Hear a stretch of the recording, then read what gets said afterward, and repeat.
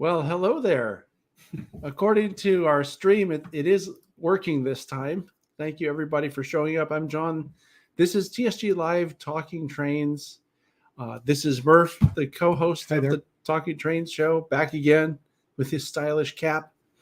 And yeah, we were having a little technical difficulty here today. I'm not sure what happened, but we're here now and we're live now. And it was funny, as we started the show on time, or mostly on time, I gave this great explanation of what we're doing today, and I'm so messed up now. I don't know if I can do it again. It was epic, but it's a good thing we had top secret hacking in the back room to get this show on the road. Yeah, the top secret live stream starter. So anyway, what I said before that you didn't get to hear was something along the lines that in 2021, when we did our virtual NMRA National Convention, I did a lot of editing of the presentations, and I ran across one from a guy named Steve Gust that I think I had heard of before but hadn't met him yet.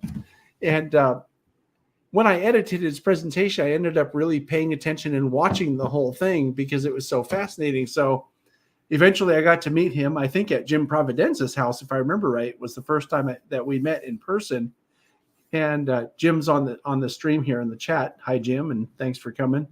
But, we got to be friends and talk, and if we're ever in his area, we'll have coffee or breakfast or whatever. And finally, years later now, 3 or 4 years later, I've invited him to come on the show and talk about being a train dispatcher, because Steve was a train dispatcher for Southern Pacific and then Union Pacific for either a dispatcher or a dispatcher trainer for almost 40 years. So, we all like to do model railroading and model trains. You may know that Murf is the regular dispatcher at Silicon Valley Lines, but we're going to hear today about what the real prototype train dispatchers do. So let me bring Steve on, and we'll have to try to be nice to each other again, Steve. I know it's hard, but. Well, I just wanted to say thank you again, John and Murf, and Top Secret in the back room there, for asking me to join you today. And it's my pleasure to be here. Well, we're really glad that you're here. And I think it'll be a great presentation, and a lot of people will learn a lot of things. I have questions myself, because I always use these opportunities to learn from people that know what they're talking about. So just remember, John, correct answers require money, and we'll be fine. Oh, but didn't you get the check that we'll talk about that? Yeah. We'll talk about that off the air. Yeah. I said, I'm sure the check's on the way. I didn't use a tracking service, but I'm sure it's on the way. Carrier Pigeon, Pony Express, whatever. You bet. So anyway, with that being said, let me see if I can bring this presentation up for you, and we can just jump right in, because I know there's a lot of information, and I think it's going to be fascinating. So take it away, sir, and just let me know when you need for me to advance the slide. By going next. That'll work. Hey, okay. And we'll let them read that. Yeah. I'm a great remote. The train dispatcher in the photo, by the way, is AE Art Lauk, who was a dispatcher here in Roseville for many years. And I worked next to and worked with Art for a long time. And that particular photo, he's working the East Valley from here in Roseville. And he's got his feet up on the console style side of the machine, which basically ran from East Roseville to Reading. And then behind him is the old style toggle machine. And that was one of the original installations that Union Switch made. And it only gave you an indication of where the trains were when they were occupying the switch. So if they were between stations or between switches on the main or in the siding, they were invisible. You couldn't see them. So it was always a real good lesson for me when I saw that job for the first time in person, to have a lot of respect for the Valley Dispatcher in Roseville. That was not an easy thing to do. Sure. Okay, next. Oh, and of course it has to work if I'm going to do that. Okay, so during our discussions today, I'm going to give you a brief history of my personal background, an overview of the job, some examples of the systems and technologies that were in use, probably about 2005 or so, and the importance of rules compliance and the interpretation of some of the train dispatchers displays in CTC, because that's probably what most of you are interested in. So I'll try to concentrate on that. My own history, I started to work for the railroad in 1970, a month before my 20th birthday. So I was pretty young to get started on this. And then 10 months later, I transferred to Oregon, the Oregon division, and I was working as a clerk at that time. And I was assigned to a job in the chief train dispatcher's office in Eugene. And once I saw what train dispatching was, I decided that was what I wanted to do for my career. So very lucky for me, at the ripe old age of 22 years old, I was promoted and became a train dispatcher in a class of 5 train dispatchers in the Eugene office. So I spent the next almost 16 years of my career dispatching the Oregon division trains, which was basically from Portland to Dunsmuir. And then in 1989, they consolidated the offices on the West Coast to here in Roseville. And I worked from 1989 to 1994 here in Roseville. And then in 1994, we moved to Denver, Colorado. And I dispatched in Denver, Colorado for almost 4 years. And then I moved to Omaha, Nebraska. So I kind of felt like I was part of the mobile train dispatching staff for the railroad.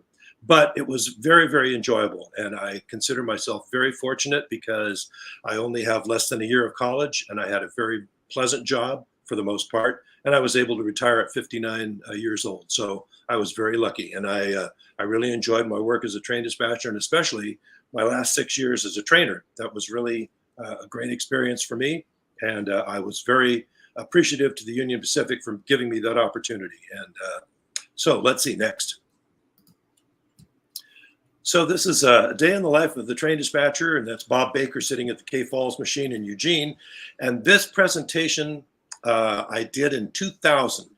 And this was part of an assignment I had from the Union Pacific to make up a presentation to use for the new vendor that was providing new dispatching program and dispatching console and system for Union Pacific Railroad, Harris Controls in Florida.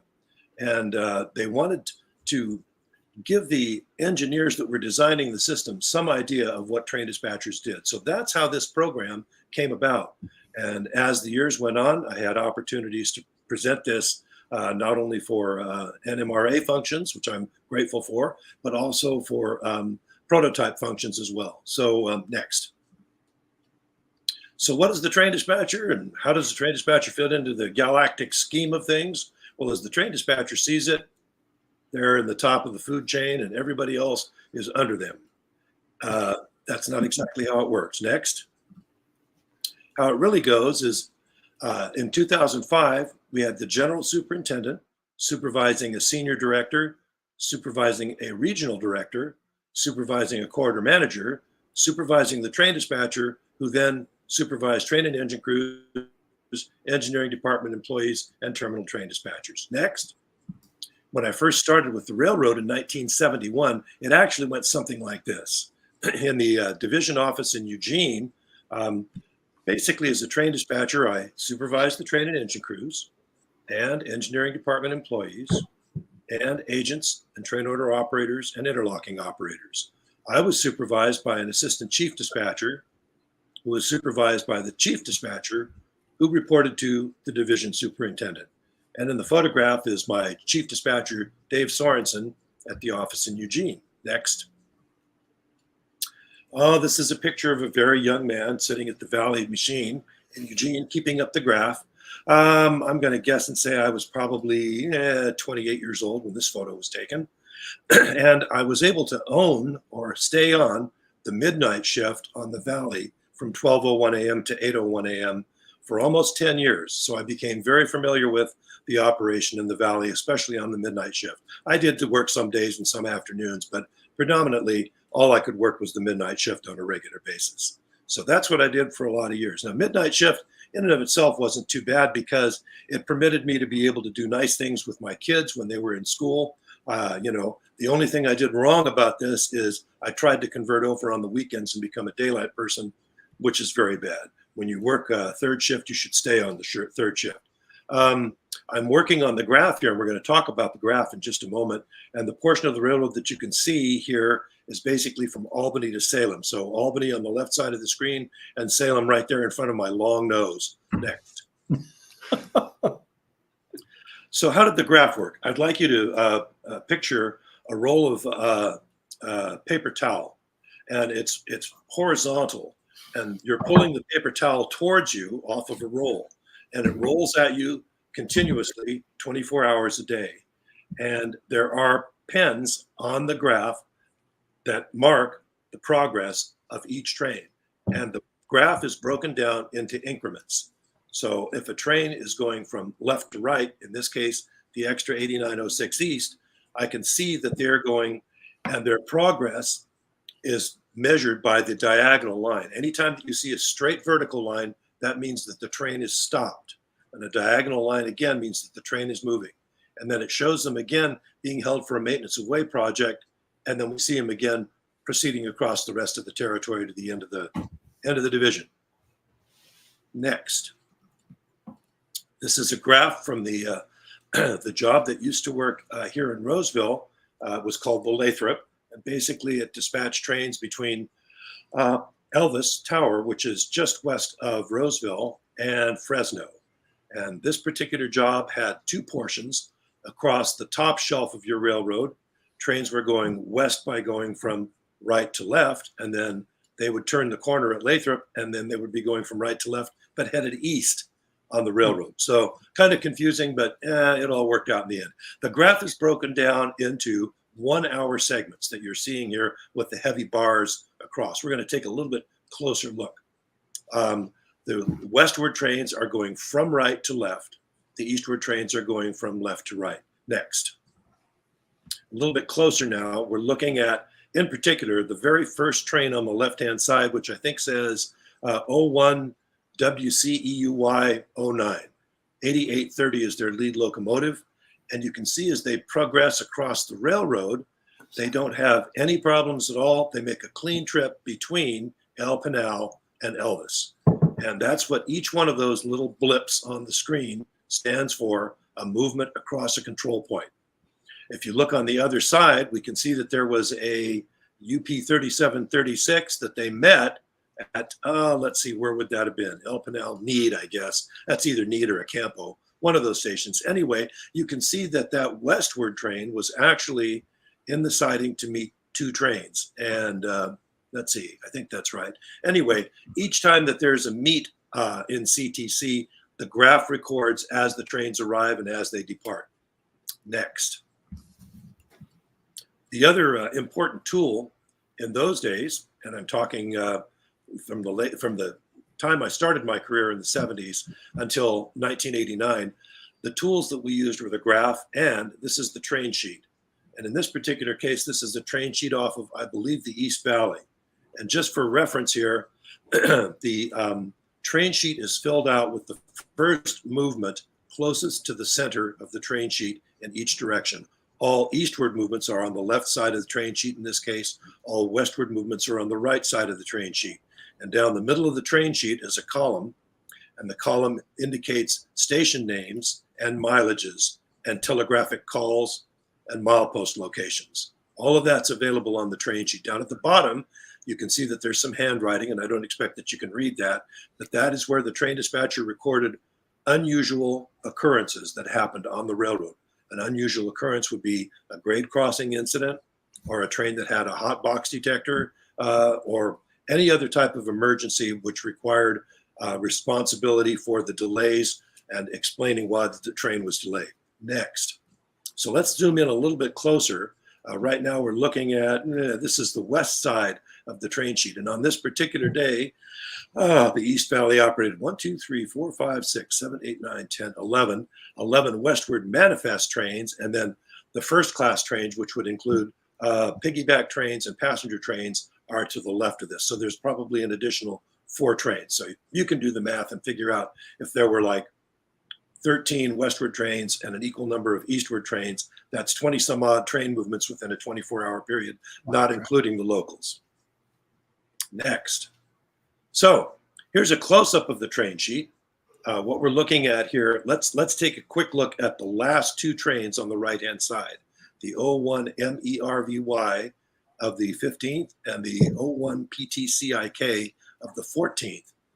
As you move down underneath the column on the train sheet, you can see names and then a number and then a time. The name is the conductor. Then underneath that is a run number. Not all train sheets included that. The time on duty, the time off duty, the locomotive engineer, the locomotive engineer's run number, his time on duty, and then the locomotives that were being used down underneath that, and information on the PTCIK that refers to E409-9, which is the wide load that they had in their train. Anything that exceeded published line clearance, which is 10 feet 11 inches wide, was considered to be a wide load. And the crew had to have information on it. And if it was wide enough, opposing trains had to have information on it so that they would know that a train that they were facing had a wide load. Down underneath that is the train length, in this case, 4,361 feet on that PTCIK. And then last out is the caboose number. Let's get to the next slide. And the PTCIK departed Dunsmuir at 8:25 p.m. with 68 loads, 5 empties, and 6,057 tons. The Murphy, a couple hours later at 10:20 p.m. at 70 loads with 7 empties and 5,938 tons. And you can look up to the top of this and see the arrival times at Roseville. 3:55 a.m. for the PTCIK and 4:50 a.m. for the MERVY. And you'll notice that the car counts are the same, which indicates neither of these trains did any work en route. Okay, one last thing before we skip off of this slide. There's a space in the column above their arrival time at Roseville where you can see a C with a dash, and then it says 2:45 a.m. and then a little ampersand, and it says 11:57 p.m. The train dispatcher's responsibility is to alert the terminal about the arrival time of trains. So in this case, the train dispatcher let the terminal know that the train was going to arrive at 2:45 a.m. and the train dispatcher did that at 11:07 or 11:57 p.m. The train unfortunately didn't arrive until 3:55 a.m., but oh well. Anyway, that is part of the responsibilities, is letting the terminals or letting the next crew change point know when a train is going to arrive. Next slide. Just an aerial view of the operation at West Colton. The reason I put this in is you probably are aware that West Colton is a fairly modern facility, built fairly late on in the railroad's career. And you will notice the sorting yard, the classification yard is kind of prominent in the upper and middle right portion of the screen. To the left of that, you will notice that there are other tracks. That is the car repair facility. And then below that, or down towards the bottom on the left-hand side, is the engine servicing facility at West Colton. What I want you to notice about the engine servicing facility at West Colton, there is no turntable. They installed a Y, which is clearly visible here, but there is no turntable. Next. Oh, next. That's my cue.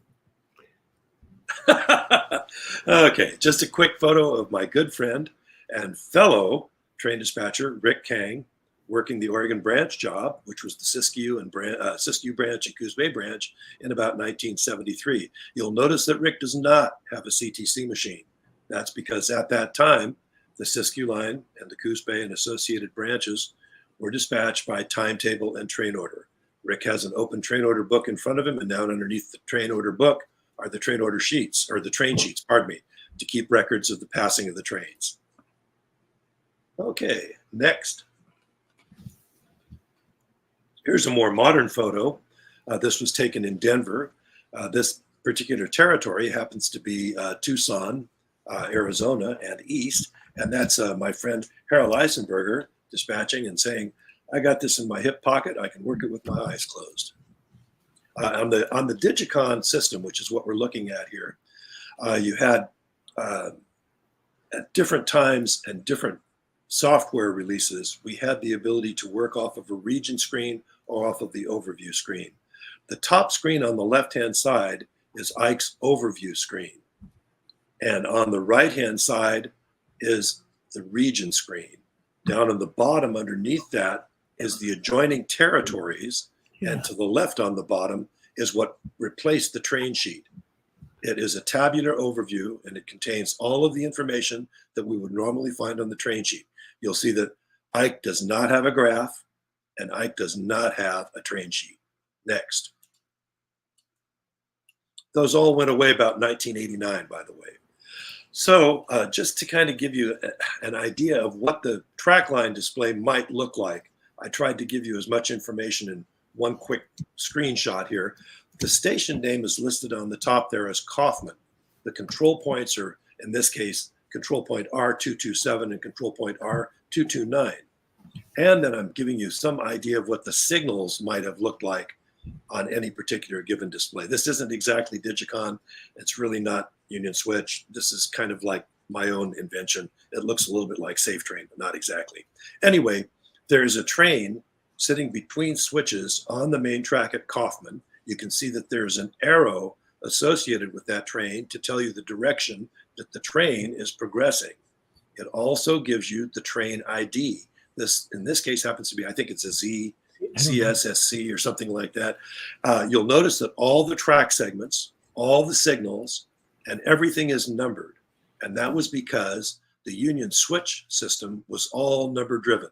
There was no mouse. It was dispatched by keyboard. So every time you wanted to clear a signal or move a switch, it required a keyboard input with a control point and then a particular number of a signal or a switch and what you wanted to do with it at that location.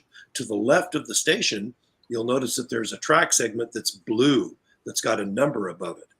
That's a track segment that has some sort of blocking device applied to it, probably track and time. And that blocking device prevents the train dispatcher from clearing a signal into that particular segment of track. Right next to it, there's a blocking device on the switch itself at control point R227. That is to keep the train dispatcher from moving the switch points inadvertently because there's something or somebody working on the switch at that location. Those are just examples. That's not necessarily what really would happen, but just an example of what it might look like. Next, please. There we go. And just a quick shot of Rick Kang working the second generation Union Switch and Signal console machine in Eugene. This particular machine controlled about 210 miles of CTC between Dunsmuir, California, and Crescent Lake, Oregon. Next slide. Oh, you can see the train sheets there. Oh. And in this, oh, that's okay. You can see them also in the next one. This is the older toggle style Union Switch and Signal machine. This particular machine was built specifically for the office in Eugene. This was the CTC that was installed to control the territory between Crescent Lake and Eugene, Oregon.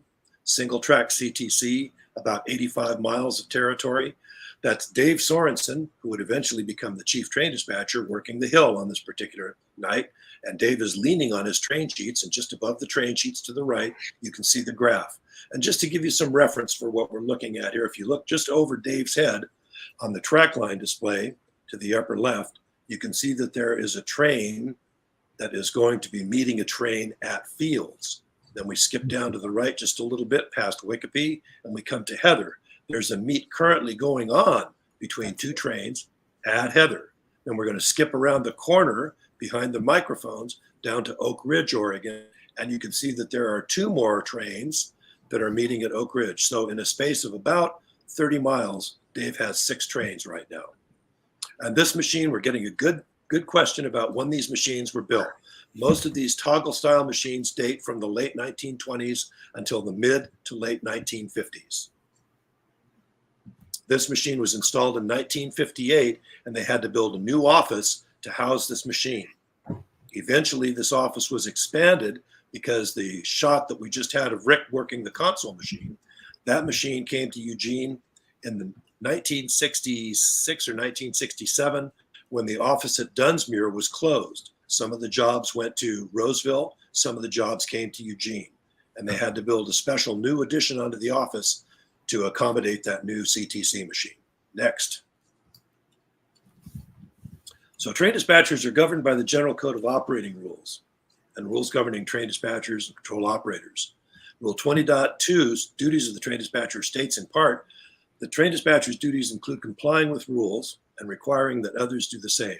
The train dispatcher must provide proper protection and authorities for employees as prescribed by the rules, and train dispatchers must be aware that, because of their authority, employees might follow the instructions even if rules are violated. So when I first started to work for the railroad, my rule book looked like this little guy right here. And this also included instructions governing train dispatchers and control operators. When I left the Union Pacific in 2009, the General Code of Operating Rules looked more like this. But it's a little different, Steve. Yeah, just a little. Okay, and of course, as everybody knows nowadays, it's all in the computer. There are no timetables. There are no book of rules. That's all held in the computer. Okay, let's see here. Next slide. So is the bigger rule book a consequence of more problems being solved?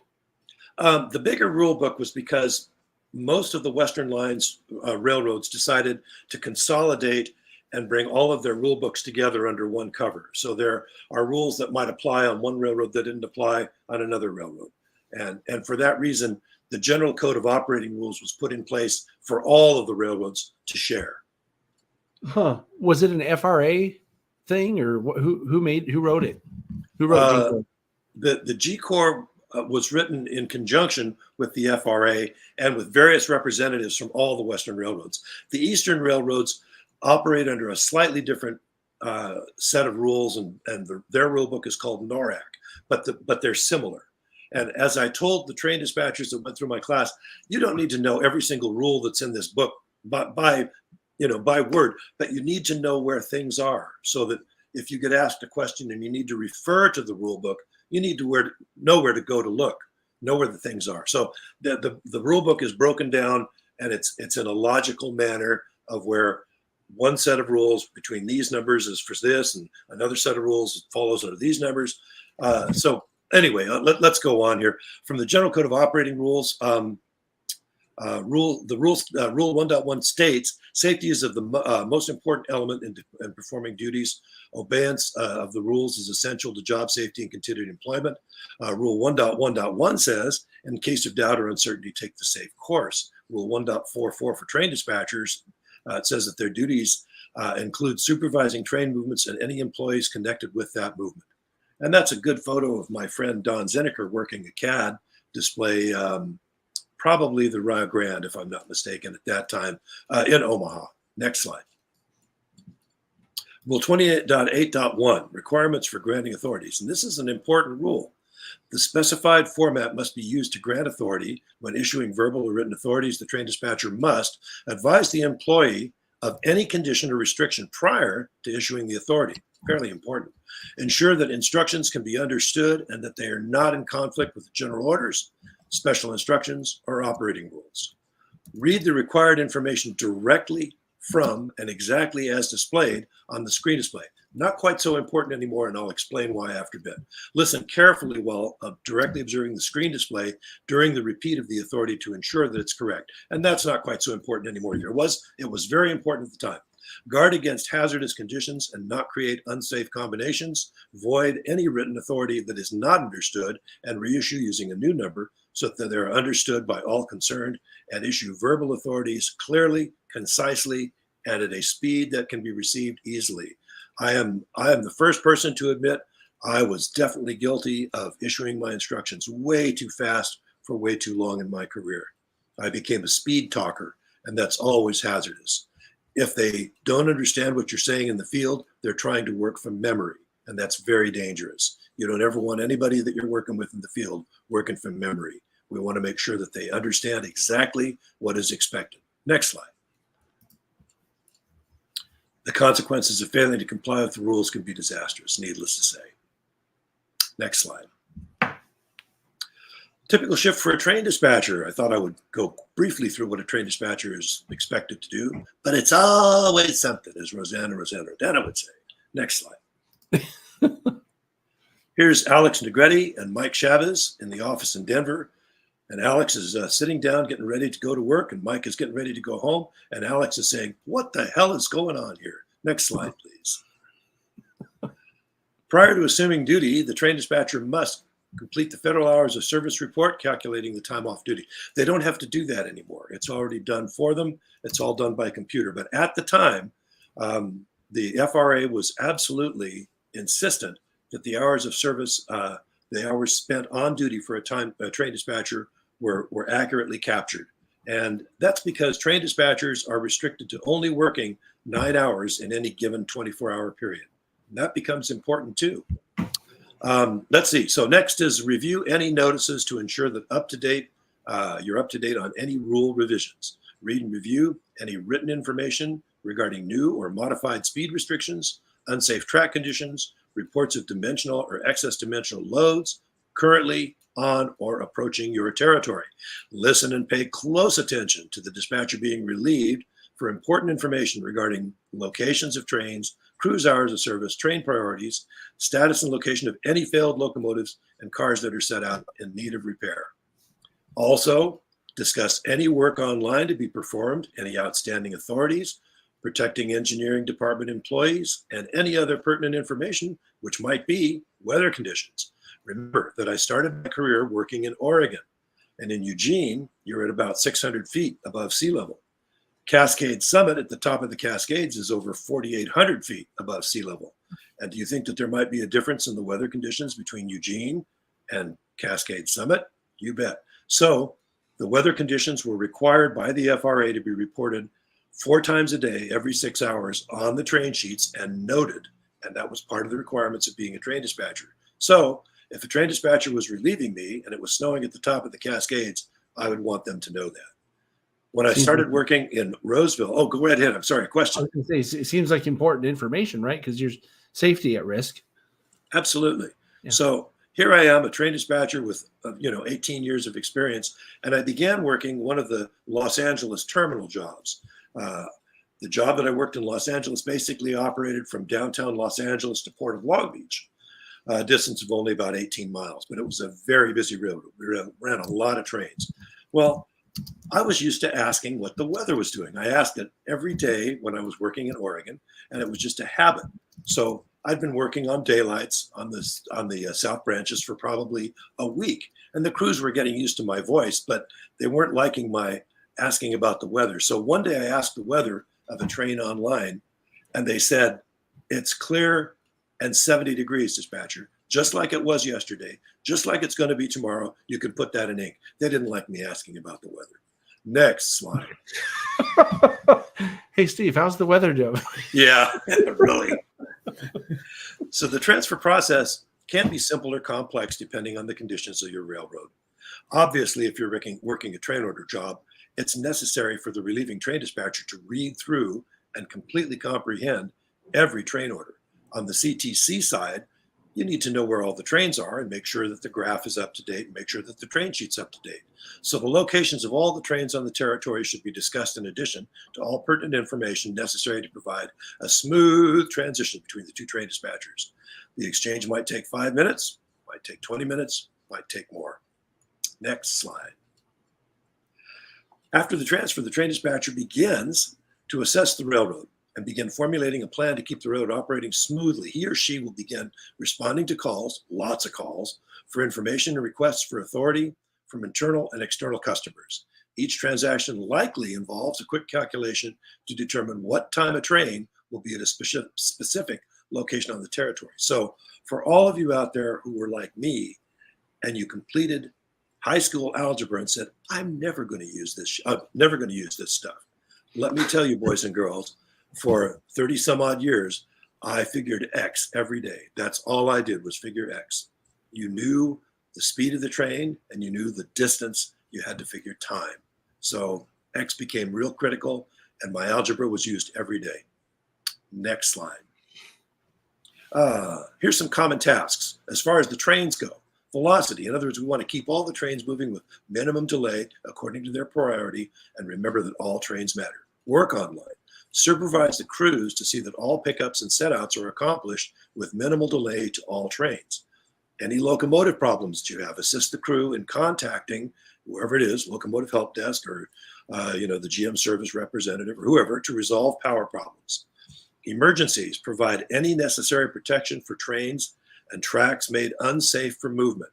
So that would include things like rock slides, or a tunnel collapses, or a bridge that's on fire, or grade crossing incident, or something that happens where you strike a pedestrian. All those are emergencies, and they require that the train dispatcher have his wits about him or her and get protection in place not to let any other trains in. Reporting. Provide accurate reporting of delays or unusual occurrences, and make sure that the crews are, if they're unable to complete their trip within 12 hours, that you notify the proper authorities. And communicate. Provide crews with movement authority, information concerning unsafe condition, and protection. Next slide, please. For the crews, we're providing warrants for bulletins. In the olden days, we called these a clearance, didn't we? You provided train orders, and train orders concerning track conditions, and Form Y train orders that talked about the crews that were going to be taking the track out of service to work on the track. So each crew is provided with the documents that advise them of any conditions that affect the train movements, including speed restrictions, track conditions, excess dimension, load.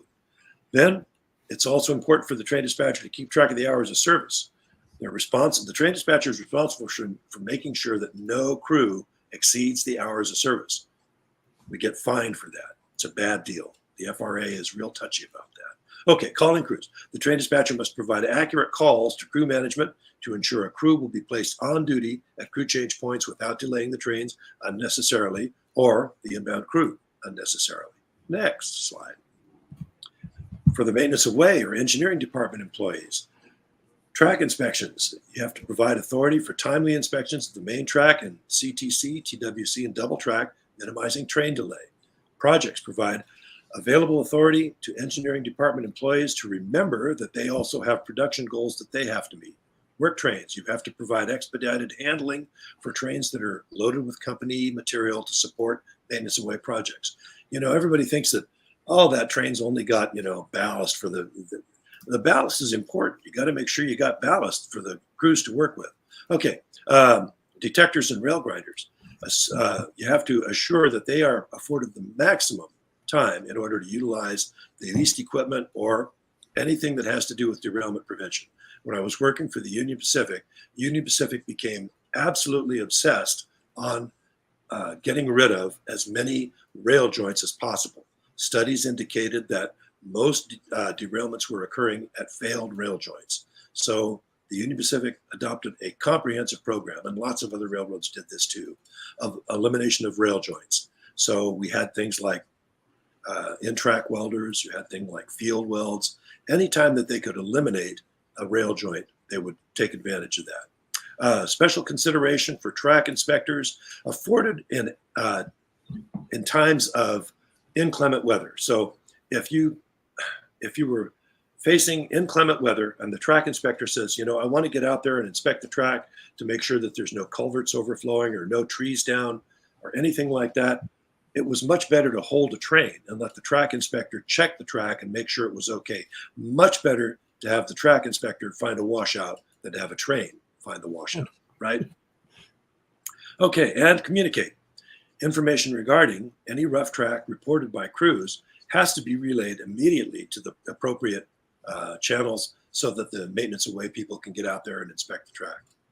Next slide, please. And signal department. Maintenance. In other words, we have to provide protection and authority to allow the signal department employees to perform their regular inspections on field equipment. They have to test signal equipment, and it requires from time to time that checks to verify that all apparatus is functioning properly. Yes, tree down 4014. Exactly right. Right. I shouldn't laugh. It's not funny, but I just saw that. That's not bad, Lyndon.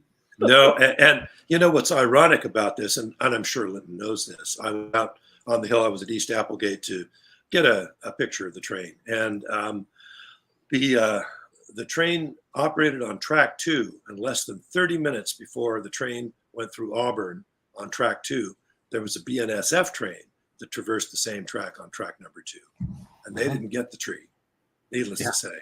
So there's conspiracy theories about well, did the BNSF really get that tree and pull it down? No. So, okay.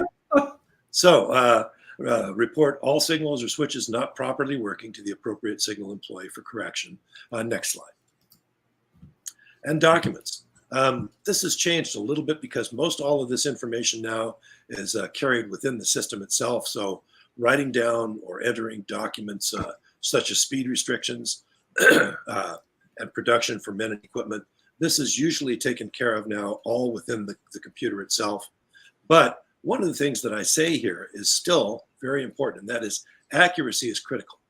If you receive a speed restriction for a train and the engineering department forces tell you all trains do not exceed 10 miles per hour at milepost 116.6, and you transpose a number and make that milepost 161.1, it's all the same numbers, but you can see that there would be a big problem if you had the trains at 10 miles per hour at the wrong location due to a defect in the track. So all numbers are important. Accuracy is critical.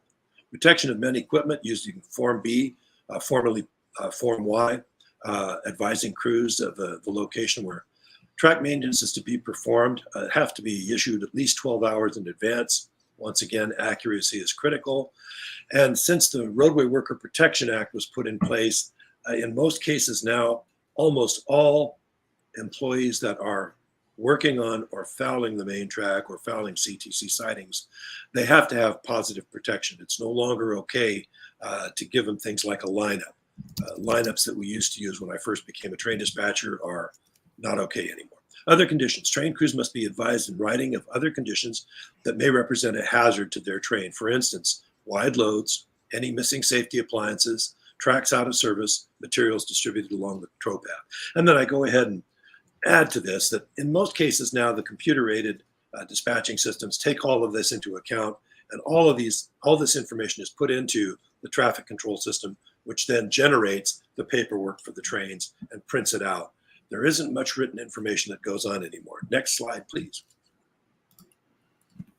So the basic methods of operation under the control of the train dispatcher, at least in 2005, were CTC, which could be single track or multiple main track CTC.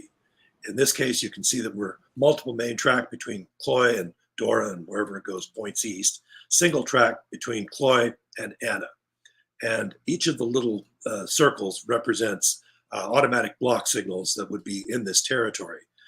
And you can see on the next line down, ABS TWC territory, and I made the notation here, following trains are okay. And why is that? What's the purpose of the signal system? A lot of people say, oh, well, the signal system, that tells the trains if they can go or if they can stop. Well, yeah, that's true. But the signal system was put in place to separate trains. That's why. If you have one train following another, the signal system provides separation between the trains. So in dark, non-signal territory, such as TWC, you can only have one train at a time unless there are other provisions going through that particular territory. And last line down here, Rule 9.14, or double track, or what we used to call Rule D251 territory. That's current of traffic, where you turn a train loose to run with the current of traffic, and they are governed by the timetable and by signal indication. Okay, next slide. Oh, look at that. This is the Digicon screen from when I first started working in, I've got to look at this for a minute. I think I'm working in Roseville at this time. This particular territory is the coastline when I was working, and Pat Flynn is on here, and Patrick also worked this particular territory and the one adjacent to it, the Santa Barbara sub.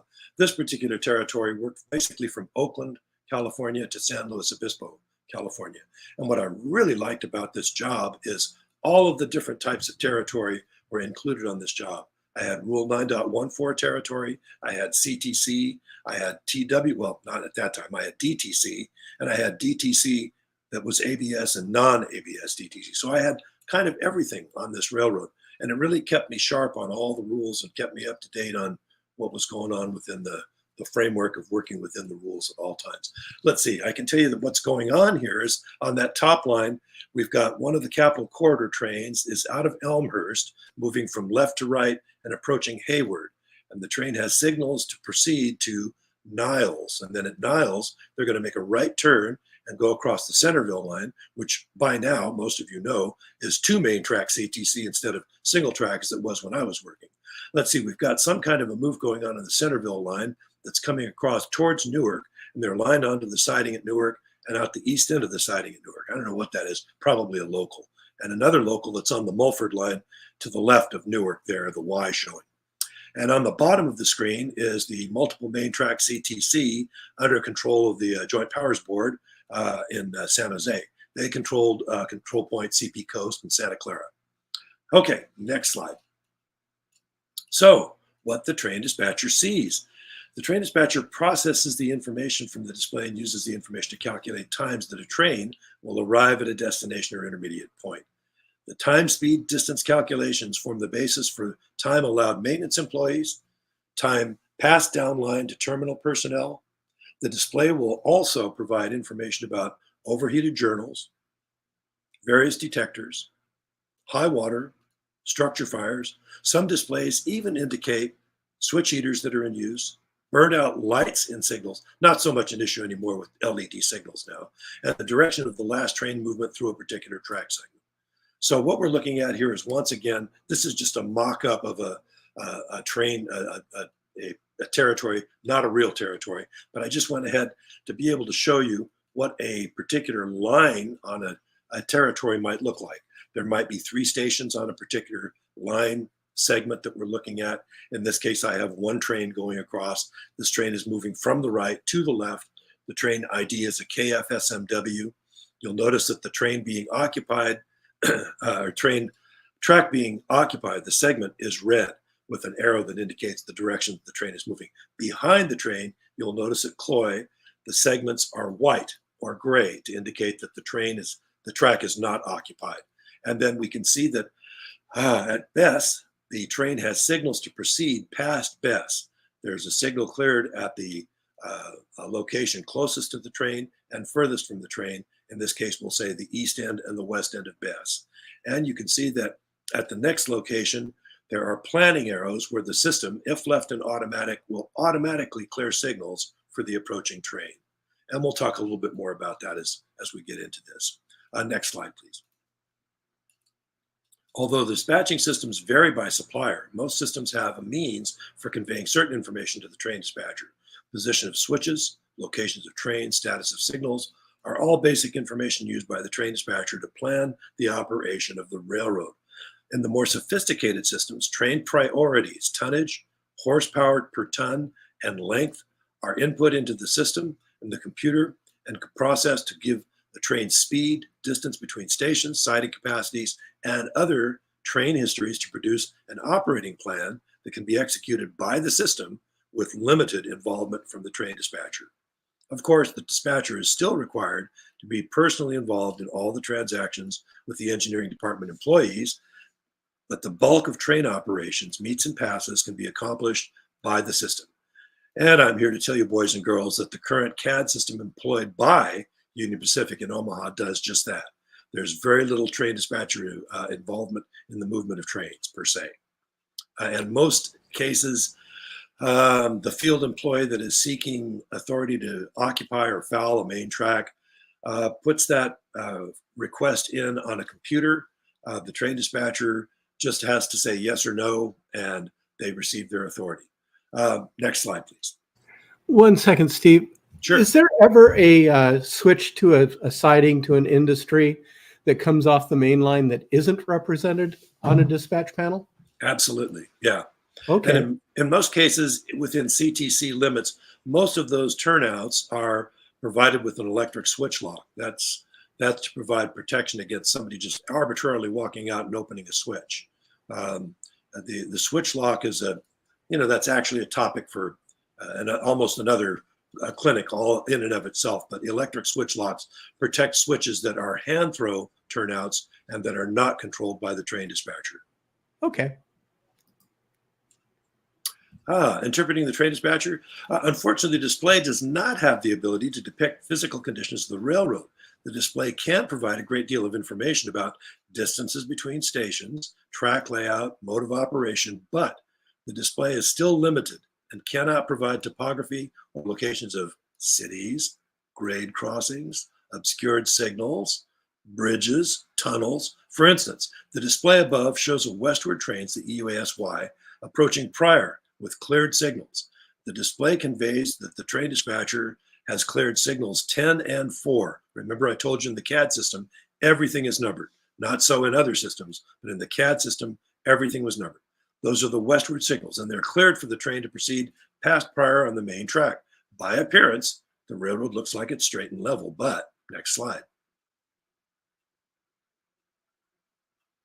The current displays are unable to accurately depict the physical characteristics of the territory of the field. The dispatcher must rely upon personal experience from road trips or visits to the field to enhance the visual image presented by the display. The territory being dispatched may be anything but straight and level.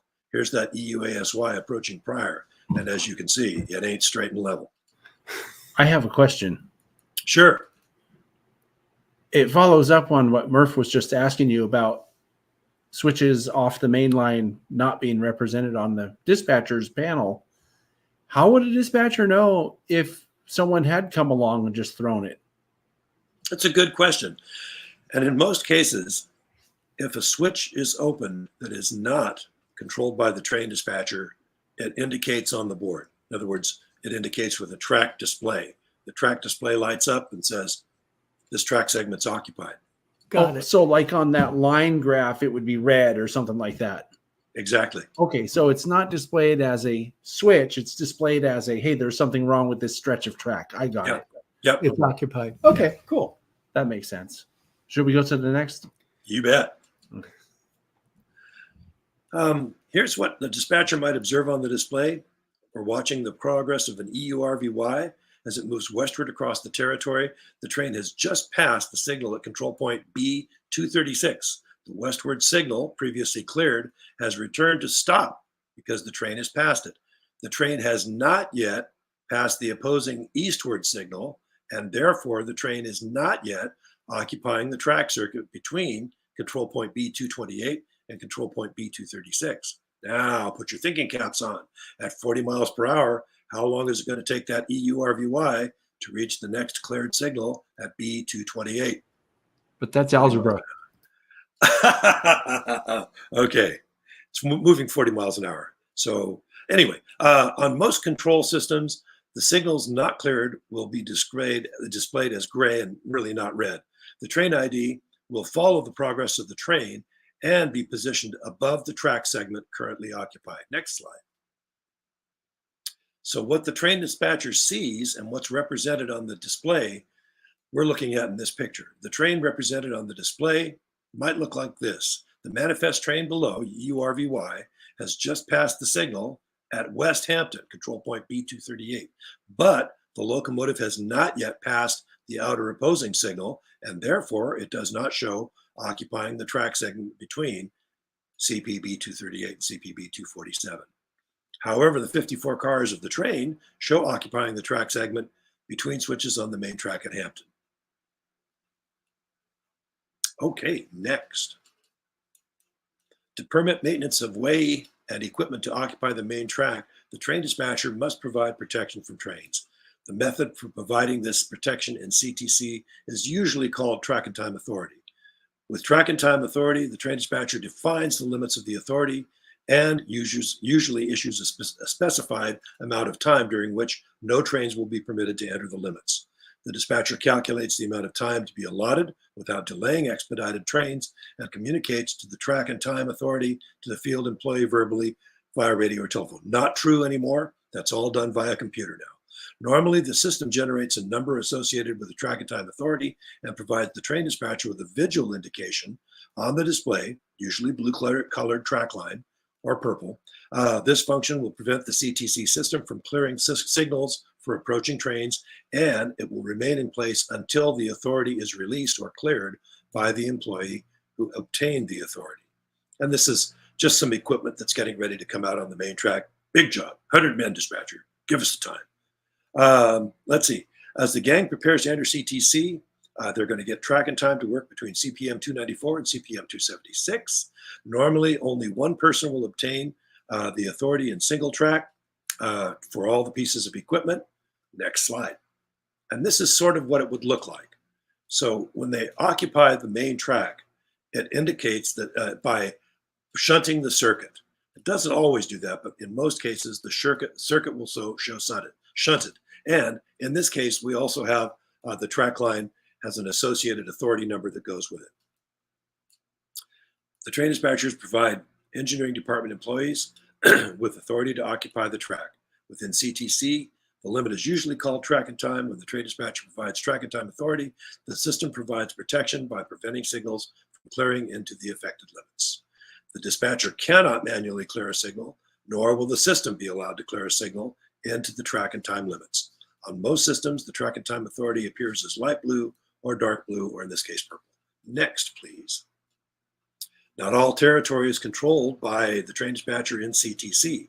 The train dispatcher also provides authority for trains that move in track warrant control territory, or DTC. Under track warrant control, trains receive their authority directly via communications via radio from the train dispatcher and copy the authority on a prescribed form. Let's see here.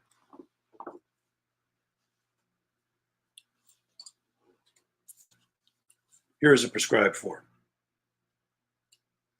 And they don't look like this now. They've changed it. But this is what the form, not able to see anything there. There we go. Instead of a blank page, this is what we get. Is this that checkbox one? So Exactly. Checkbox two? Yeah. Yep, exactly right. And it used to be that that information was all input by the train dispatcher into the system and then transmitted to the crews in the field. And that's why careful attention to detail was so important. The slide a little while ago showed a collision that occurred in Devine, Texas. And in that particular instance, the train dispatcher inadvertently left off a restriction for a train. There was a train that was on the siding. It was meeting two trains. And after the first train got by, the train dispatcher issued an authority for the train to occupy the main track, not realizing that he had inadvertently left off a restriction, Block 7, not in effect until after arrival of an opposing train. And this was non-ABS territory, and the trains met at about 30 miles an hour, about 2.5 miles west of Devine. Oh, that's not good. Yeah, not good. No, it was not good at all. Okay, next. After the crew has fulfilled the instructions on the track warrant, they'll contact the train dispatcher and release the authority by clearing the track warrant, referring to both the limits and the associated number. In order to clear a track warrant, the train must be physically clear of the limits. And this is important for us to realize as modelers. That is, clear of the main track or passed out of the limits and into a new track warrant authority. And by that, I mean the rear of the train has to be clear of the limits, okay? So just because the locomotive gets clear of the limits, if you release the authority, you're ripping out the authority underneath the rear of your train. You don't want to do that. So maintenance of way employees obtain authority to occupy the main track in much the same manner as a train. They usually get a box 4 work between. The computer system has many built-in safeguards to prevent potential overlaps of authority, not in accordance with the G-Corps. But the train dispatcher is ultimately responsible for ensuring the safety of the trains and maintenance of way employees. Next. Sorry, we're running so long here. Meanwhile, back in CTC, we're almost done. The system is executing a meet between the RBKFU, the empty beat train, and the EUWCY manifest freight at Warden siding and single track CTC. Here's what the dispatcher might see. In other words, we've got two trains at the same siding, and you've got the EUWCY proceeding from right to left, rolling down the main track at Warden, and the empty beat train going into the siding at Warden. Neither train is, as of yet, in the clear. We're hoping that one of them will clear. Warden is 4,820 feet long. We're hoping that there's a short train in this equation. Okay. The planning arrows represent the next task that's going to be provided at or performed at that control point. So that's what those arrows are indicating for the RBKFU. The arrow to the right there, the green arrow or yellow arrow to the right, is indicating that what the system wants to do next is reverse the turnout and give the RBKFU a signal to proceed when the EUWCY clears the switch at the east end of Warden. If the train dispatcher is involved, in another transaction and the system is operating in automatic, this meet process will be executed without any further dispatcher input. On most systems, the resulting too late. Oh, hang on. Dave wants to know, what if it's too long to fit? If they're too long to fit, it's bad news. We'll talk about that in just a second. Will automatically be reported and logged into the system. After the meet transpires, the RBKFU returns to the main track. The system will automatically restore the switch at the east end of Warden to the normal position. Let's take a look at the next slide and we'll kind of see what that might look like in the field. So here we can see the empty beat train is rolling into the siding at Warden, and the EUWCY is coming up the main. And like I say, we're hoping that somebody will clear at Warden.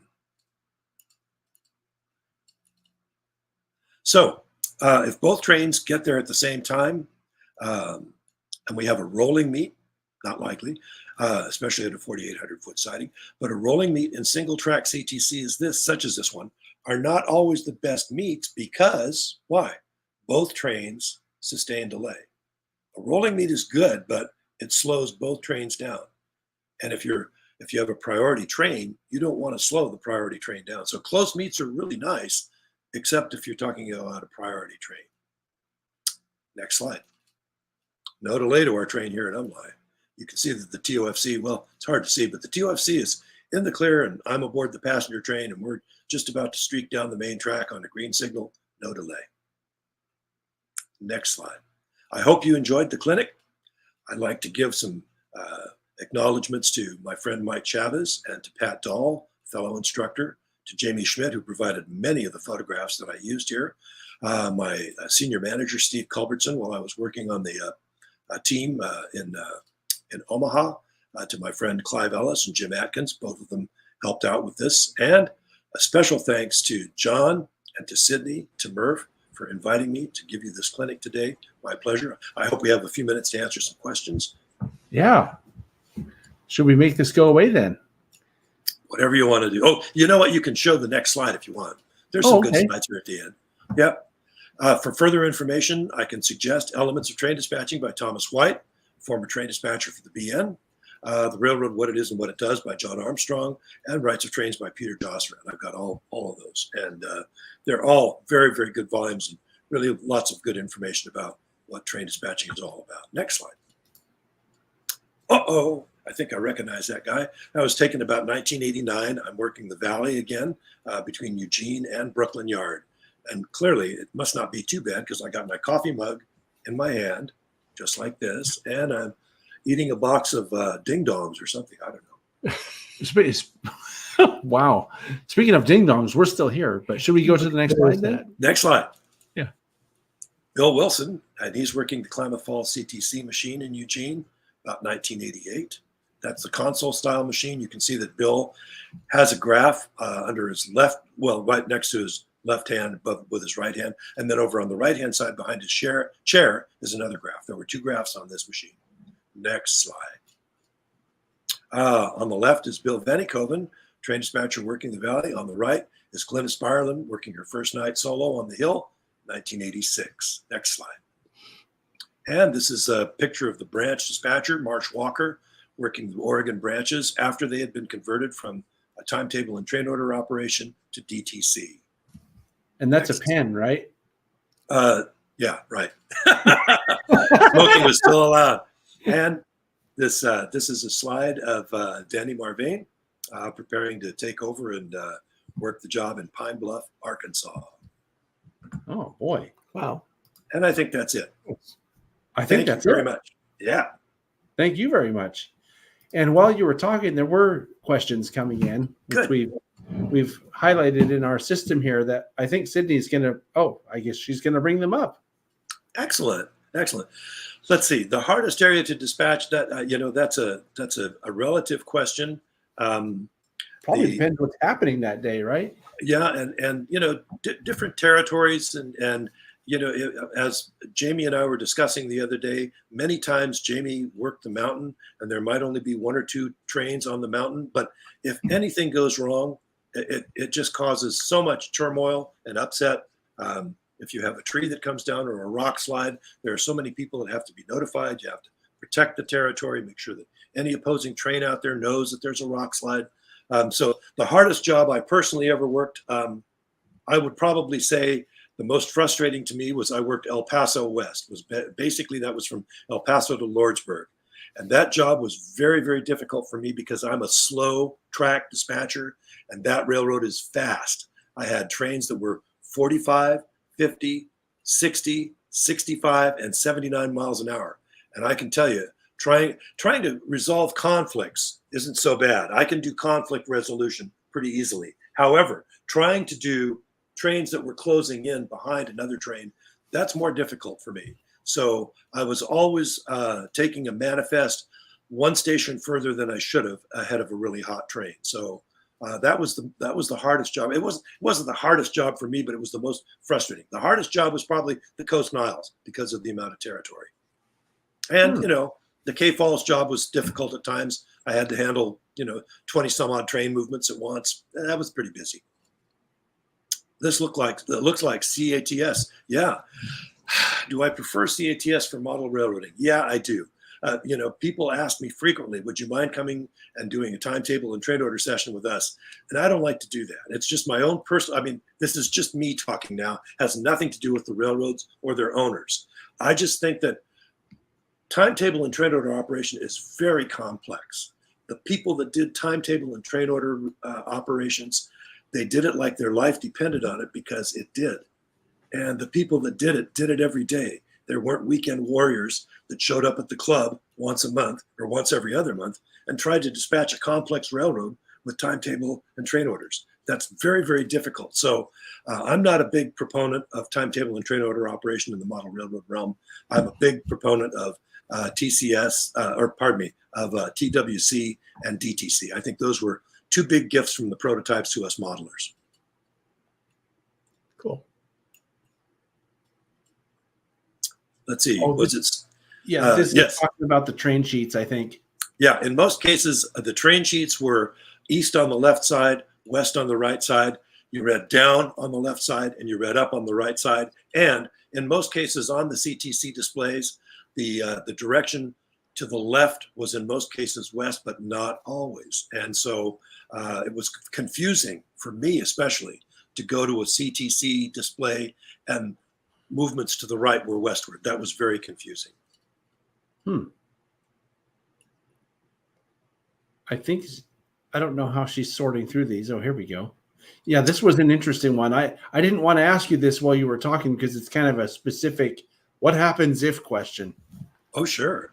I thought it was an interesting question, actually. And it's a good question. Yeah, if the train dispatcher gives instructions to a train and they refuse to go because the train dispatcher sent them down the wrong track and told them it was okay for double track to go into single track, yeah, that becomes a real issue. And the thing to remember about that is nobody occupies the track without authority. So if the train dispatcher issues the authority for somebody to occupy or operate against the current of traffic, we have to believe that the safeguards are in place.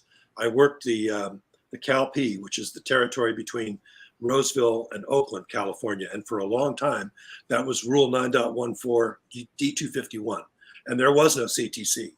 And under those circumstances, if it became necessary for me to occupy a train against the current of traffic, it was my responsibility to make sure that the safeguards were in place to assure that there would not be anybody coming against the current that wasn't protected. And let's give you a very quick example. There's a switcher that works at Ozol, and they go over and switch the automobile plant at Benicia. And frequently, they want to come back to Ozol against the current of traffic. In most cases, the protection that's provided for that is by me communicating with the yardmaster at Ozol, and the yardmaster at Ozol providing protection either with a flagman or some other means on the eastbound track to keep a train from going up there until the movement against the current is completed.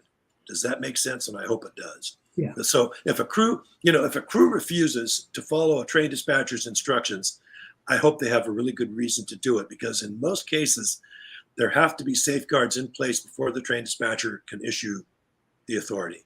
If the safeguards aren't in place and the train dispatcher errantly issues an authority, that's a bad thing. And you can be assured that there'll be repercussions for the train dispatcher. It sounds like the context of Dave's question is that someone sent a train that was too high for a tunnel or a bridge undercrossing or something. Sure. And could that happen? And the answer is absolutely it could. It shouldn't, but it could. And I think I've seen a video of a stack train or some other train going under a bridge, and the whole top of the thing's getting peeled off like a sardine can. Absolutely right.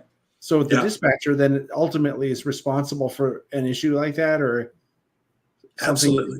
Yeah, absolutely. I was talking to Vic Stone the other day, and one of the projects that Vic is working on for Union Pacific has to do with preparing a railroad to handle double stacks that cannot currently handle double stacks. And there have been mistakes made where double stacks operated over this territory, and when the train got to its destination, they looked at the top of the containers and there were rocks all over the top of the containers. Everybody's going, what happened there? So yeah, there were occasions early on in my career where we had double stacks that went where they weren't supposed to go, and in most of those situations, the top of the container got peeled back like a sardine can, and that's not good. So I seem to recall that video I think you're talking about was on the Central Coast a couple of years ago. Oh, was it? Yeah. That was one of the auto trains that went down? Yeah, and I think it was going under a bridge or something like that wasn't just missed it by that much. By that much. It was really a tight clearance. Like if it had been loaded and everything was lower because of the weight, it might have made it. Might have made it. So, yeah. You know, actually listening, there are more questions coming up. I want to make a comment real quick as you're digesting the question here, which is, and I don't remember who it was. It might have been Jim Providenza or maybe it was Seth Newman. I don't remember who said something like, we compress a lot of the stuff out of railroads. You know, the scenery gets compressed, the train length gets compressed, the dispatcher's job really gets compressed because all that stuff that you just went through, which is what was so fascinating to me when I heard it the first time editing the video. I don't think a lot of us who aren't train dispatchers realize how much stuff you have to deal with and how much responsibility it is. So as a dispatcher at SVL, I was mentioning to Steve that being able to watch a real dispatcher handle the model railroad, you get the idea of what Steve was talking about being a rush dispatcher versus being the guy that kind of like takes it and processes it and gets it out in an easy pace. And I watched these guys, and where I would be kind of getting a little bit, agitated about it, they'd settle down and they take the trains one at a time. And it's really just kind of okay, this is like watching a Zen master at times. And I really appreciate that.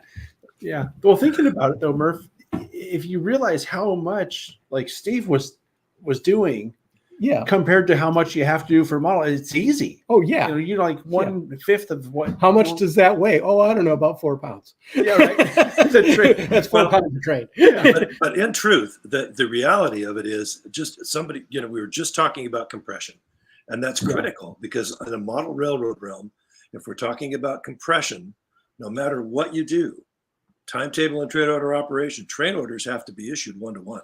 There's no way you can, right? So,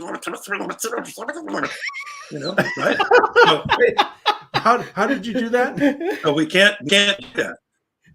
Yeah. You really can't do this. So that's one of the things that takes a lot more time. And for a train dispatcher to think about, and I don't want to step on anybody's toes, for a train dispatcher on the modeling realm to think about issuing SC orders and issuing a right of track and has right over and wait at, that all takes a tremendous amount of time. All you can do is be defensive about this and issue meets and hope that they work out, because if they don't, it's to undo anything in timetable and train order. It's very difficult and it takes a lot of time. There was a very good question just a moment ago about dispatching 1-to-1 stressful or being like an air traffic controller. For a while, I thought I wanted to become an air traffic controller. So let me say that any job, I don't care what job you take, when you first are learning the job, there's a tremendous amount of stress. So any job is stressful when you first are learning it. As time goes on, you just learn to be comfortable in what you're doing. Was my job stressful? Yeah, there were days when it was real stressful, and dealing with critical incidents. And I know Pat Flynn is on here, and I hope Pat will also speak up. Bill Neal was hoping to get in here too, and Bill is one of my mentors and tremendous, vast knowledge, great train order and timetable dispatcher. Anyway, so if you have any kind of a critical incident that happens, you're almost always dealing with injuries or death. And I had plenty of critical incidents in my career, more than I'd care to recount. So are those stressful? Yes, they are, but you learn that the railroad it's a big stage. And even though one part of your railroad is suffering, is having difficulties, your crews that are maybe 100 miles away or 80 miles away, they're relying on you to safely get them to their destination. So you can't become so focused on the critical incident that you're forgetting what's going on elsewhere. And so, I don't know, I hope that kind of answers it. Yes, it's similar. I think air traffic control is much more difficult because you're working in 3 dimensions where the railroad just one. So, we had lots and lots of air traffic controllers from the military that came through my program when I was teaching in Omaha. And they all drew similarities, but said things happen so much faster on the railroad. It's a different type of pressure. It's a different type of stress. So I guess there's some similarities there. There was a question that I had, we were talking about earlier while she pulled up the next one. Take that one first. Okay, so Dave wants to know, what about track warrants? Dark territory, who updates the bulletins to you, and how does that apply?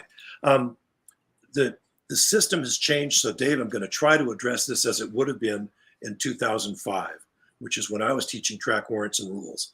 And for track warrants, a track warrant remains in effect until it is cleared out of the system. And the only way that it can be cleared out of the system is when the crew releases the track warrant. Now we'll deal with bulletins too, but track warrants themselves get updated within the system. When the system sees that a track warrant is no longer in effect, usually the track line display goes white or gray to let you know that the territory is unoccupied. It's broken down into track segments, just like anything else, just like CTC. So I can't really address what it would be like to issue track warrant control on the new system, but I know what it was like on the old system. And I'm very familiar working with DTC, which is similar to track warrant authority, except has fixed block locations rather than the flexibility to issue a track warrant to a different location with each successive movement.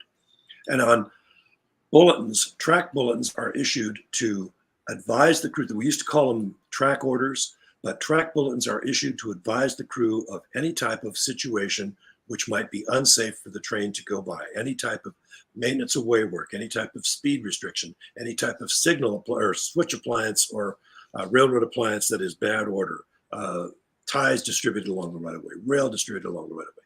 All those are in track bulletins, and all those get maintained by the train dispatcher, inputting that into the computer and updating the track bulletins as you go along. So a track bulletin might be issued that superseded the track bulletin ahead of it. And if it supersedes the track bulletin ahead of it, it's unlikely that you would have 2 track bulletins in effect at the same time that would cover the same information. Normally, if you supersede something, just like in train orders, whatever came before it is no longer in effect. I hope that answers the question. No, it sounds like you probably did. I was going to ask you about something, and now I forgot what the main difference between. Well, I'll just cover one more thing about track warrant control, because I think Dave also wanted to know about signaled track warrant control, signaled DTC versus non-signaled. And the major difference is that you are not permitted in track warrant territory to have following moves on the same track segment. Same thing in DTC. A good example might be when I worked in Los Angeles, the Los Angeles terminal job, I was working dark territory. I could give, if I had 2 trains coming from downtown Los Angeles that were both going to Dolores Yard or going to the Port of Los Angeles, that were only operating maybe 10 minutes apart, I could do that. But in order to do it, I had the first train operating at track speed. I issued a different type of authority to the following train, advising them that they were to move at restricted speed. So I could issue a following train, but only at restricted speed. Track warrant control didn't make that provision.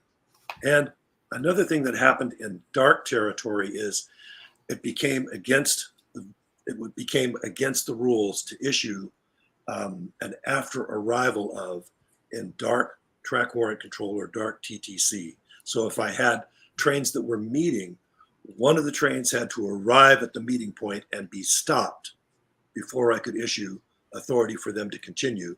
And the other train had to arrive and be in the clear and release their track warrant.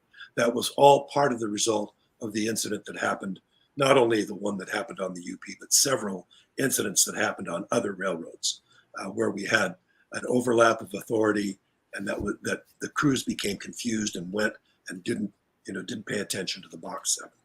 I hope that answers the question. Dark territory, Sparky, is no wayside signals. So no ABS. So no signals in the territory. Hello, kitty kitty.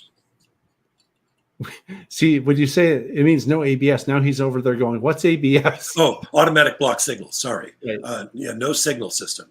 And as I said earlier, the real reason that the signal systems came into existence was to provide train separation. So that if you had two trains going in the same direction, as we would know, the block that's occupied, the signal following that is at stop. The next signal out would be at approach. The next signal out from that would be clear.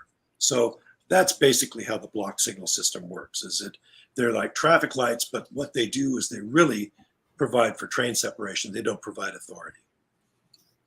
Yeah, they're just letting the crews know, say, hey, something's up there, or hey, something's not up there, right? Yeah.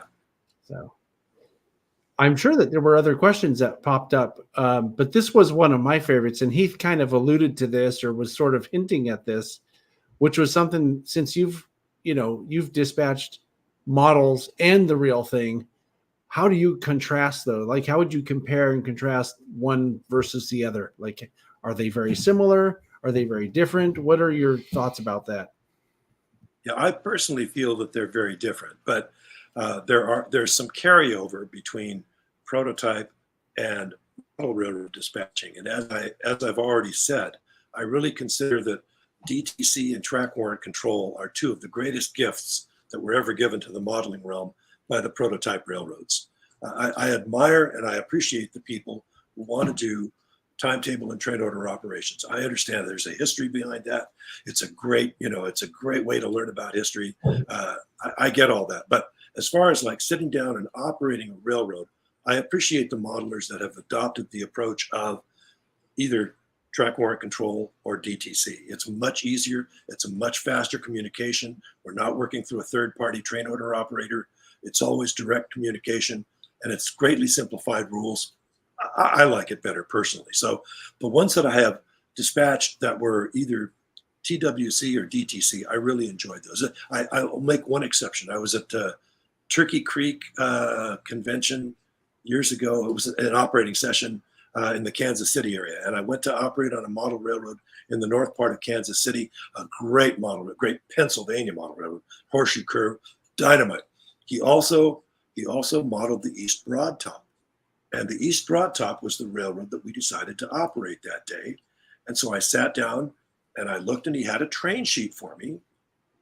And then I said, where's the train order book? How do I issue the instructions for the crews? And he brought me a pad of sticky notes, and I got to dispatch by 6 sticky notes. I thought that was pretty cool. That's awesome. So on the prototype, do you actually end up with any crews that are a little bit antsy to get out of sidings or that kind of stuff? How do you handle impatience? Always. And once again, I consider this to be a question of communication. And I know if Flynn is still on here, he's going to agree with me. One of my hallmarks was being able to communicate with the crews, let them know what was going on. You can't convey signals or anything like that. But if you say, I'll give you a good example here. I like to let the crews know what's going on, because to me, there's nothing more frustrating than to drive down to a red signal and stop, and there's nothing happening. You look and you look and you look at a red signal for 30 minutes or 40 minutes, and then the signal goes green. And you go, huh, what was that all about? What's the deal? So I'm a big believer in letting trains know what's going on. Sometimes that works against me, but most of the time it works in my favor. I had a westbound train on the K Falls job one night. They're coming through Black Butte. And I called them on the radio and I said, yeah, gentlemen, we're going to be here at Upton for number 14. And the crew, a perfectly reasonable response, well, Steve, where's number 14? And I said, well, they'll be into Dunsmuir in about 15 minutes. And the crew came back on the radio and said, well, dispatcher, we can make Mont Azalea for number 14. And I was patient for a moment, and I keyed up the radio and I said, if I wanted you to go to Mont Azalea for number 14, you'd be going to Mont Azalea for number 14. Unfortunately, the eastbound train that's running ahead of 14 and going to let them by at Mont Azalea wouldn't see any humor in that. So you know what? Now you can be at Upton for number 14 and the eastbound. Okay, dispatcher out. So no, the truth is that communications is really important, and the crews really appreciate that. I got that every road trip I ever went on. The crews always said how much they appreciated the communications from the train dispatchers, letting them know what the hell is going on. Too many times, the train dispatcher would get asked about something, and the train dispatcher would reply, "Follow the signals." Well, what kind of an explanation is that? You know, if you just and the crews they're wise. They know what they're listening for. So if I told a train that was coming through Fields, hey, you're going to meet one down here at Heather, the other trains that are out there on the railroad, they're listening, and now they know what's going on. They know that there's a meet going on at Heather. So if I'm an eastbound train and I'm approaching Abernathy, I'm now thinking, oh, that sounds like we're probably going to have a meet at Fields. So I'm calculating all this in my mind. So the crews listen to what's going on, and they appreciate the information. They listen to it just like the phoners do on the scanners. Damn straight. Right? Actually, at the club, I've kind of adopted something similar where, rather than just saying, hold at frightened sighting, it's hold at frightened sighting. You've got an opposing train coming in about 5 minutes. That'll be, and let me know when their tail is past you, because then we can get moving again. And it's working out a lot better. You bet. Dave had an interesting question back there. How often would you have to tell trains to pass a signal at a stop indication? And I can give you some history, I'll bet. That's a good question too. And most of the time, if you are going to verbally authorize, remember there's 3 ways to enter CTC. You get a signal, or you get tracking time, or you get verbal authority. That's how you get into CTC. So in this case, if I have to talk a train by a signal because I can't get the signal to clear, there are several situations which might cause that. Some of them, sometimes it shows up, sometimes it doesn't show up. If you can't clear a signal because there's a track indication, well, that indicates maybe we've either got a failed joint, or we might have a broken rail, or we might have a switch that's not properly lined. It could be any one of a number of things. But the key ingredient here is recognizing that if they get verbally authorized to go past the signal displaying stop, there are some obligations. They have to verify in the field that the switch points are properly lined for the move. That's why the train dispatcher has to say, I'm authorizing you to proceed past the signal at blah, blah on the main track for a westward movement. Now they clearly know that you want them to go on the main track. If there's a diverging route, they're not going in the siding. They're supposed to proceed on the main track. So anyway, that's just some of the things that can happen that can cause a signal to drop to red. Yeah. We have a bum signal at the club, and Dave has been the recipient of my please just go by that signal several times. You're lined up, you can go. So I'm guessing that's what he was asking, why he was asking. And in the model realm, we can keep it more simple. The rule application. I mean, I realize there are a lot of modelers who enjoy the rule application. They want to be as accurate as possible. But I've come up with a track warrant control clinic. If there's a simpler way to do it, and it doesn't require all of the different types of repeats that were required on the prototype, that's okay. You don't necessarily have to have an OK time and my initials in order to proceed on your track warrant. We can simplify that stuff, and you don't necessarily have to spell out all the station names or say 7489 7489 East AST. You don't have to do that. It's not necessary in the modeling. Right. Yeah. I mean, part of it at our club, it's kind of like, we know that signal goes a little bit funky, and let's move on, because I got another, we want to finish in the next 2 hours kind of thing. So, and I noticed Dave says he has that happen back at his train now. Dave's in Illinois. And of course, we're in California, and he's operating remotely what he does here. And I'm actually dispatching from Boulder Creek, even though the club's in San Jose, that kind of thing. So Very cool. Yeah. Is that a layout behind you there? Yeah, there's I wasn't picking that out as a layout, but I suppose it could be. What is that up there, Steve? That's the Marin sub. Yes, that is my 11 foot 4 inch model railroad, loosely based on the Northwestern Pacific southern end. See, Sydney needs something like that in her office now. Yeah, we're trying to figure out a way to put a shelf layout in one of our rooms here. So excellent. Now, I'm a big believer in Boomer. If anybody is on YouTube and they've seen the video selections from Boomer, I think he's a tremendous modeler, and I heartily endorse his philosophy. I think he knows just what he's doing. Cool. We're not out of questions, are we? I'm sure we had some others marked here. This might be interesting to look at. I think you covered this in the beginning, but I think our friend Heath came in after you were talking about this, kind of. Well, that's a great question, and of course, it all depends on who you ask. You know, but if we're asking you, it's got to be the dispatcher, right? Yeah, of course, absolutely. No, a lot of this has to do with railroad philosophy, and clearly the philosophy of all of the major players, or whether you're CPKC or whether you're Union Pacific or BNSF, they don't all agree on how things are supposed to be done. My good friend Vic Stone negotiates with many of the passenger operators as part of his job, and even the passenger operators don't always agree on everything. So you've got the Rocky Mountaineer staff who wants to operate slightly different from what the Caltrains people want to do, which is slightly different than what Amtrak wants to do, which is so it's a good question, but who's really in control? Well, the train dispatcher is really in control, but who calls the shots? Not the train dispatcher, that's for sure. So would it be the people on that flow chart that were above you then? No question. Yeah. No question.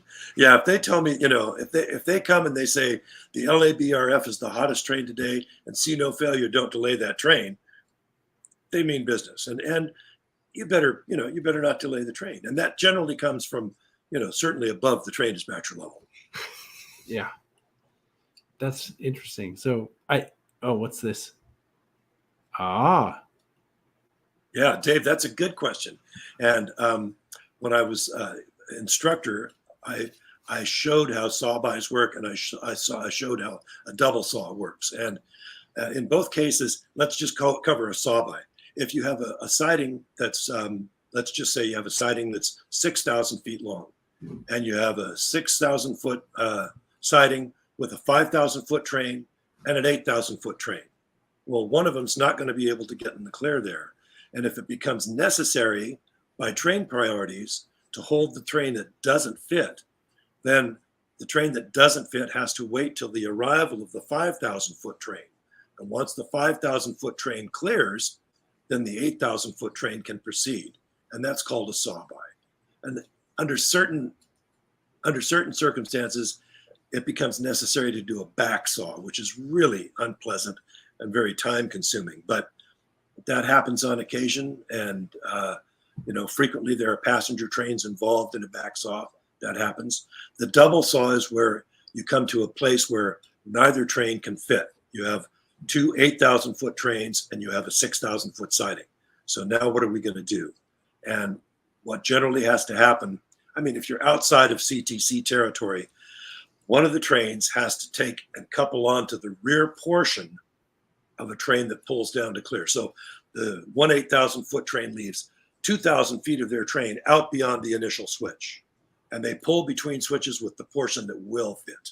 Okay, then the other train goes through and couples to the portion that doesn't fit, and they push by until they clear the other switch.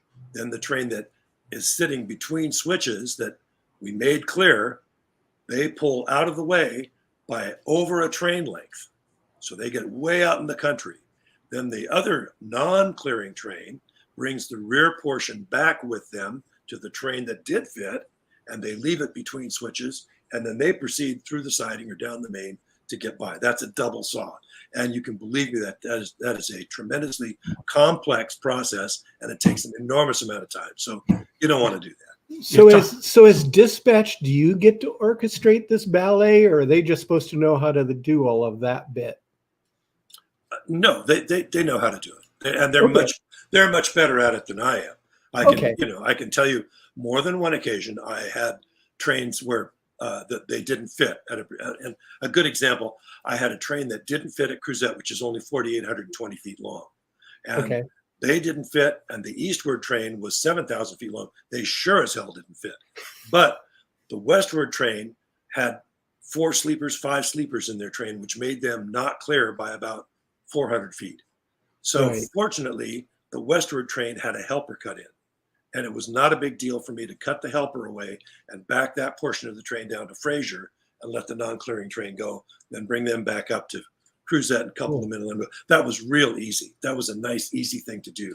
The day that Bill Vannykoven met 2 6,000-foot trains at Mount Shasta siding, which is only 4,300 feet, no helpers, that was not quite as easy to deal with. Okay. How does it even happen though, Steve? Like, is that a failure on the part of the people that are assembling the trains at the yards to, they made them too long for the sidings, or is it the dispatcher who tried to get them to a place, but without realizing, like checking how long the train was versus how long the sidings were? What happens? Like, who's responsible for that delay? Because that's a tremendous delay in traffic, right? The answer is yes. So everybody, right? Yeah, it's my responsibilities to the train as a train dispatcher are to know the lengths of my sidings and know the lengths of my trains. But if that gets, if that goes wonka because the yard puts an additional 10 cars on the train and then fails to let me know about it, well, is that really still my fault? Well, no, not exactly. But, where was the conductor in all this? Why didn't the conductor say, "Hey, Steve, by the way, we've got 10 extra cars in our train today"? Yeah, so there's some equal responsibility on both sides there. So it's a failure or it could be a failure of multiple people, really. What we have here is failure to communicate. Yes, exactly. Cool. Okay. Oh, there's a question. PTC, yeah. What do I think about precision train? Right, as someone who's highly, what's the word, focused on safety, right? I know a little bit about what's called positive train control, PTC. I think what they're asking about is precision train scheduling, PTS. Yeah. And I'm not a big supporter of PTS. I think precision train scheduling results. The simple answer to the question is everything about the railroads is driven by the bottom line to make a profit. Mm-hmm. The most expensive component of railroad operations is crews, it's manpower.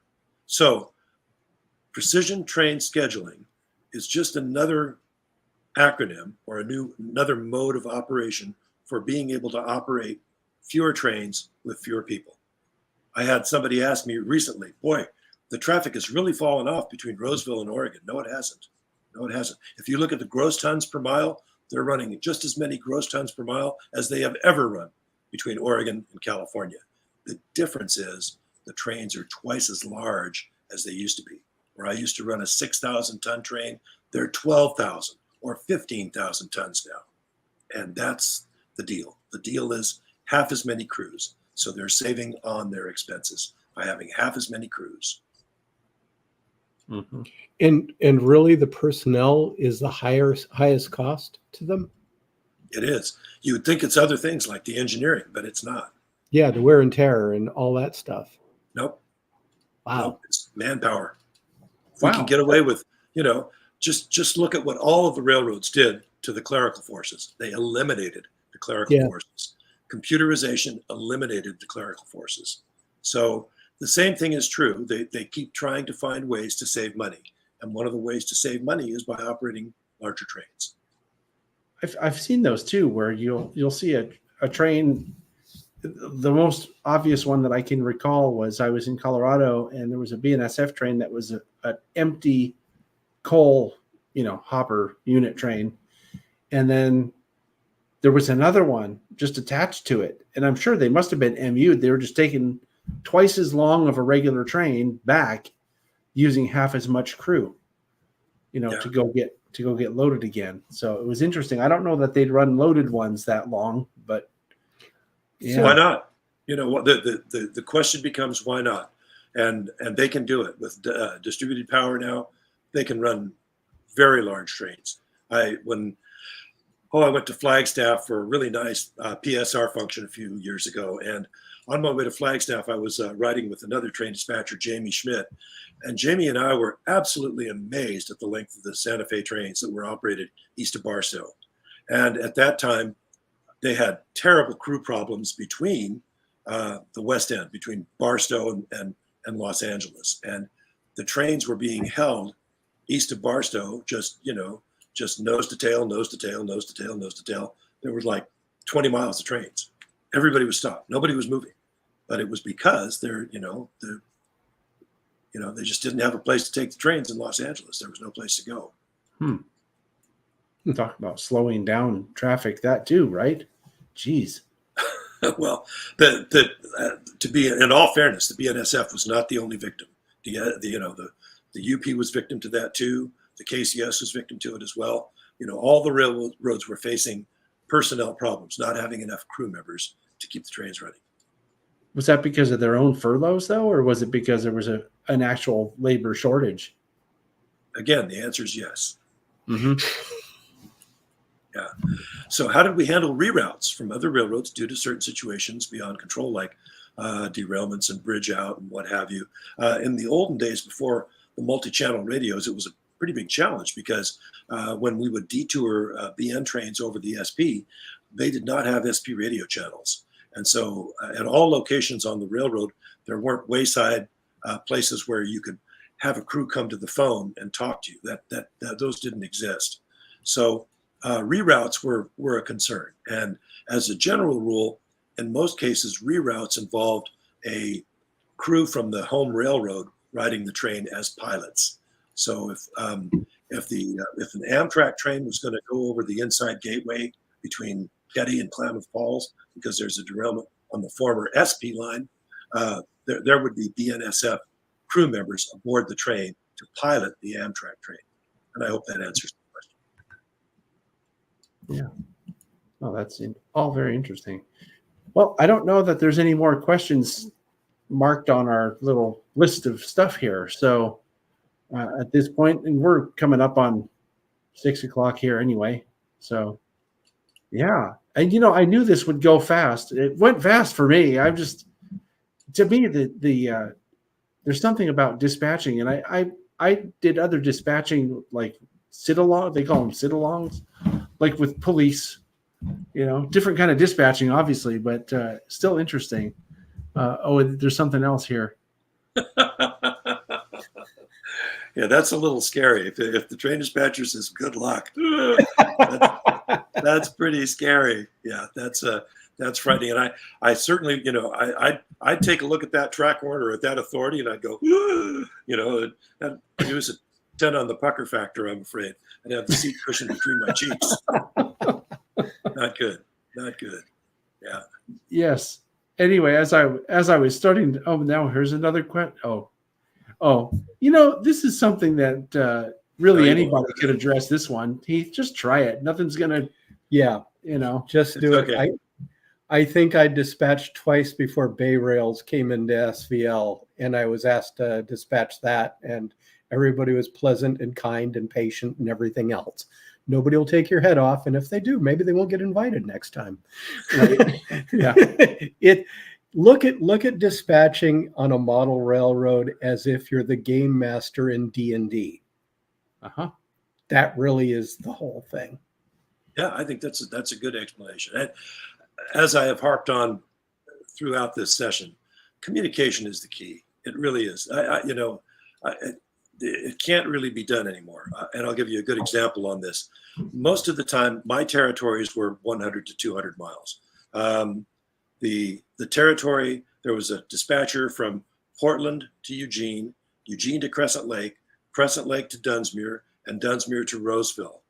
That was 5 positions I just named for you, 5 jobs, 5 former jobs. These days on the Union Pacific, that's one person handling that much territory. So it's a little more difficult to adequately communicate with the crews in the field and let them know what's going on, just because the territory is so extensive now. It's really hard to do that. So as I like to say, it's a good time to be retired. But the computer is handling a lot of the stuff that you used to handle. So that's probably how they would justify that workload, right? It's like, well, we took this, and this away, so you should be able to handle more. Yeah, but unfortunately, Siri is not coming on and saying, you're going to be at Marion for 2 trains. She doesn't do that. So yeah. There's a question that people are having a little side discussion on the chat, and I've often thought this, but don't know. Yeah, this. What about those little blue signs at the crossings? Does that go to the dispatcher, or does that go to someone else when you call that? It used to. Yeah, excellent question. It used to. It does not now. It goes to a central reporting agency that was pioneered by SB and taken over by Union Pacific. And it, for all intents and purposes, you can recognize it as a risk management control center. And they field all the calls for any type of gate malfunction, for any type of, if people say, oh, there's a car that went by and it's smoking, I think the wheels are on fire, that those calls all get handled by a central agency who recognizes where the call comes from and therefore which train dispatcher is responsible for that territory. Right, that makes sense. People are asking if you missed the job. I have a similar question, which is sometimes I'll have dreams. I just had one last night about working a former job. Do you have those PTSD dreams about dispatching ever? Probably more so when I was working the job. Not too much these days. I miss it. And what I see happening now, John, is I just got a visit from Vic Stone, who was a former student of mine. And Vic was a tremendous train dispatcher. He really was. And he was a great asset to the members of the class. By the way, there are 26 people in his class, 26 student train dispatchers. Now there are 2 of them left, Vic plus 1 other. So the washout ratio was 24 of those 26 are gone. Now, let me say, Vic is a really, really good individual, and I really enjoy being around Vic. But when I realized that he was in my class in 2000, which is 24 years ago now, yikes. I've been away for a long time. I don't regret any of it. I was so lucky to become a train dispatcher. I enjoyed almost every night of my career. I enjoyed. And it was great stuff. Having been retired for 15 years, right? I mean, that's a good long 2009. time. Yep. Yeah, that's 15, right? Am I doing the math right? You are. Yeah. Wow, miracle. I got to write that down on my calendar because I usually don't get those questions right. So anyway, as I was saying before, we're coming down to the end. So I do want to thank you, Steve, for taking the time. Thank you. Thanks, Steve. Went by, like I said, really fast. I didn't expect that we'd be sitting here pushing up against 6 going, oh, I feel like I just could still talk, but I don't want to take any more of your time. And as always, it's a pleasure talking to you. And I do want to thank you, John. Thank you, Murf. Thank you. And thanks. I do want to mention, thanks to this guy who's taking over the co-hosting roles here. And of course, to the audience, right? Because we had a lot of good questions in this session, and that doesn't always happen. So really good. Very cool. This is a great episode. Yes. So with that, I'm scrolling around trying to find my little thing of music here to make us go away. And we're going to ride this train out of here. Top secret. Thank you, top secret, Sydney. Way to go. I forgot about the top secret producer. Yes, who actually got us on the air. Yeah, that's actually how it happened. Yeah. All right.